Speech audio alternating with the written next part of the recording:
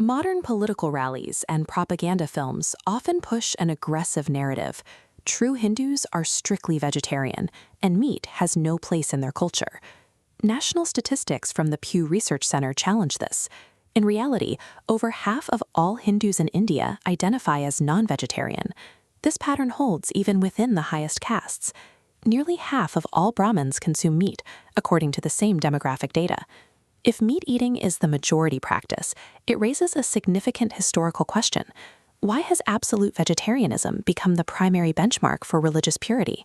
The oldest and most revered Hindu epics, the Mahabharata and the Ramayana, describe a world where meat consumption was a standard part of life. In the Mahabharata, the warrior Bhishma presents a complex view on the subject. While he warns that meat eaters face consequences in the afterlife, he clarifies that meat sanctified by mantras for ritual purposes remains pure. This was a practical necessity for the Pandavas. During their 12-year forest exile, the text described them surviving by hunting deer rather than agricultural staples. The Ramayana contains similar evidence. In one specific passage, Sita vows to offer the river goddess Ganga 1,000 jars of wine and meat in exchange for a safe return from exile. These ancient scriptures established protocols for consumption rather than a total ban. The move toward absolute vegetarianism was a later development, driven by social and economic shifts.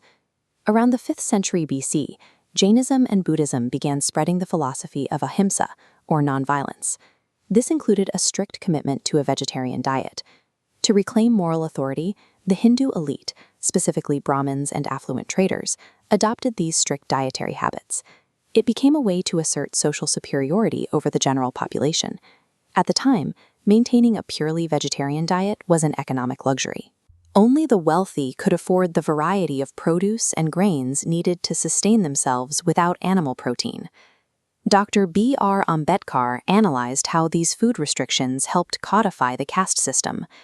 He argued that while the elites could afford to avoid meat, the poorest classes, the Dalits, were forced by survival to continue eating cheap, accessible protein like beef. The elite then used this economic reality to label these communities as ritually impure. Historical evidence suggests that strict vegetarianism functioned as a strategic social tool, designed by the elite to maintain a clear divide between themselves and the poor. Today, India's diet is still split by geography. Heavy meat consumption is concentrated in coastal and eastern states, while landlocked regions in the north and west remain more vegetarian. In states like Kerala and West Bengal, the abundance of the sea has made fish a staple of both daily meals and religious rituals. In landlocked states like Rajasthan or Haryana, the climate and soil favor wheat and dairy production, making vegetarianism the most sustainable option.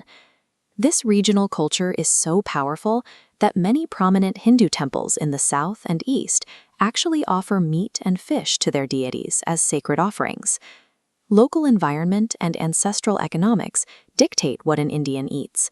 These factors prevent the existence of a single, monolithic Hindu diet. These geographic and historical divides have become a modern political battlefield. In the North Indian Hindu belt, politicians often use meat consumption as a tool for polarization, inciting outrage to consolidate a specific voter base. However, traveling to the south or the northeast reveals a very different political approach to the same subject. The same political groups that condemn beef in the north have been known to promise a high-quality supply of it to win elections in Kerala and Tripura. The pure veg identity is frequently treated as a sacred rule in regions where it secures votes, yet it is easily discarded in regions where it doesn't. Choosing a vegetarian diet remains a positive personal choice. It is ethical, environmentally friendly, and offers significant health benefits for longevity. The core issue arises when this individual choice is converted into a weapon used to enforce social hierarchies and moral superiority. Hindu practice is diverse enough to include both the strictly vegetarian scholar and the temple priest who offers meat to the divine. Stripping away the political lens reveals that the food on an Indian's plate is a complex record of geography and ancestral survival. It represents the history of a person's environment and their heritage.